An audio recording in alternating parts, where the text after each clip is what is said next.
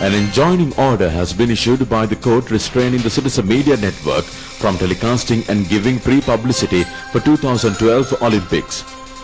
Government's health program comes under international prayers. The government said that there are no political prisoners in Sri Lanka. 55% of the construction work has been completed of the country's longest overhead bridge road. The UN Security Council members and Iranian authorities begin talks on the controversial nuclear program.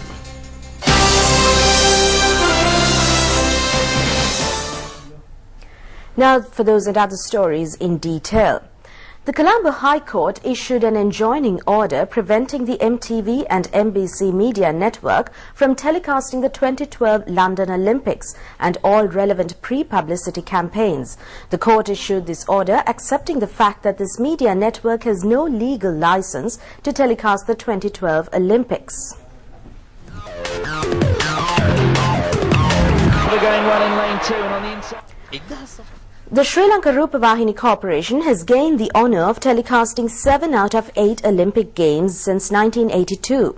The national television Rupavahini has made arrangements to telecast the London Olympics this year based on long-standing experience that cannot be matched by any other television channel in the island. Rupavahini has already entered into an agreement with the Asia Pacific Broadcasting Union to gain the exclusive rights of telecasting the Olympic Games in December 2011. It has paid $35,000 to the ABU to obtain full telecasting rights. According to this agreement, the telecasting of the Olympic Games by any other television channel in Sri Lankan territory has been restrained till the 31st of December 2012. Even under these circumstances, the Citizen Media Network continued its publicity campaigns, claiming that it has the ability to telecast the 2012 Olympics. Sri Lanka Rupavahini Corporation had to resort to legal action following this unethical practice of Citizen TV. Accordingly, the national TV, Rupavahini, has filed a petition at the Colombo Commercial High Court on the 17th of this month to gain its due rights. Considering this petition, the court decided that the Sri Lanka Rupavahini Corporation has the exclusive rights to telecast the 2012 Olympics. The court has issued an enjoining order preventing the telecasting of the Olympic Games by any other channel. Commercial High Court Judge Gamini Amarasekara has decided that the intervention of another party at a time where the Sri Lanka Rupavahini Corporation has gained telecasting rights in accordance with an agreement was a violation of the agreement. The Citizen Media Network continued its advertising campaign on the telecasting of Olympic Games despite the enjoining order issued by court. Accordingly, the Sri Lanka Rupavahini Corporation has taken legal action against the Citizen Media Network today. The SLRC filed a petition at the Colombo Commercial High Court urging the judiciary to prevent the Citizen Media Network from carrying out advertising and publicity campaigns or relaying programs to the people, claiming that they have some rights to telecast the 2012 Olympic Games. This petition was taken up for hearing before Commercial High Court Judge Gamini Amarasekara today. President's Counsel Palitha Kumarasinghe, along with Attorney-at-Law Nuwan Rupasinghe, instructed by Attorney-at-Law's Sanath Vijayawardena, appeared for the petitioner. Accepting the fact that the Asia Pacific Broadcasting Union, or the ABU, has vested the 2012 Olympic Games telecasting rights in Rupavahini Corporation in an agreement, the Commercial High Court issued an enjoining order restraining the MBC and MTV Media Network from all advertising and publicity campaign programs. This order also prevents the creation of unjustifiable competition in the market. President Mahinda Rajapaksa returned to the island, ending his tour of Qatar, further strengthening the global and the bilateral relations between the two countries. The Presidential Secretariat announced that the Sri Lanka delegation headed by the President returned to the island this morning. The Sri Lanka President delivered a special lecture at the 12th Economic Summit in Doha, which was inaugurated under the chairmanship of the Emir of Qatar, Sheikh Hamad bin Khalifa Al Thani. President Mahinda Rajapaksa pointed out that Sri Lanka is moving towards development as an important economic and trade hub in the region.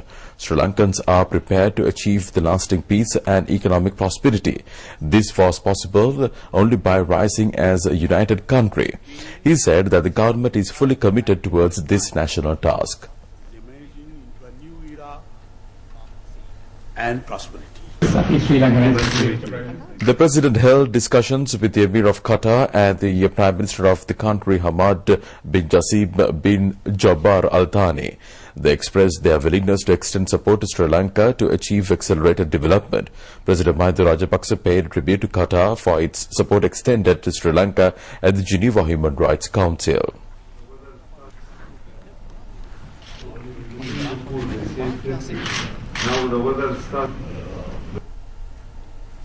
The President also met Sri Lankan expatriates working in Qatar. Around 150,000 Sri Lankans are working in Qatar. The President noted that the Emir of Qatar told him that Sri Lankans provide a disciplined and a quality service for his country.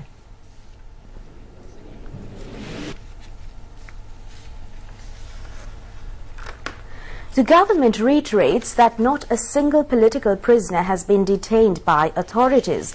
This was stated by the leader of the House, Minister Nimal Siripala de Silva, when he replied to a statement made by TNA leader and MP R. Sambandhan in Parliament yesterday. The government, over 10,000 persons who surrendered have been rehabilitated and released. We have appreciated this approach and are grateful to the government for this move. There are 234 Tamil political prisoners who are on hunger strike. We also request that proper and responsible assurances be given to the fasting prisoners. Minister Nimal Siripala de Silva said that all suspects who are in remand and in detention were charged before the court as LTT terrorist suspects. 359 suspects were in remand custody and they were under various charges of terrorist activities. There are 309 suspects in remand custody and cases will be filed against them.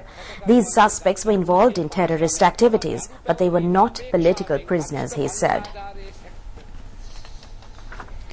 Meanwhile, Sri Lanka's longest bridge road is being built on the Outer Colombo Circular Road. 55% of the construction work of the 3.3 kilometer road has already been completed, said the Road Development Authority. This was the longest bridge running across low-lying area in the country. It will be built on the stretch of road from Kottava to Kadubela and Athurugiriya to Kadubela Kottalavala. The total cost of the project is 7.6 billion rupees. The Japanese International Cooperation Agency provides the financial provisions to build the bridge with a width of 23 meters. It will have 4 lanes and it will be built on 92 supporting pillars. The know-how of local and Chinese engineers will be used for the construction work. The first stage of the bridge road and the outer circular road project is scheduled to be completed by May next year. With that, we go for a short break. When we come back, we have more local stories. Please stay with us.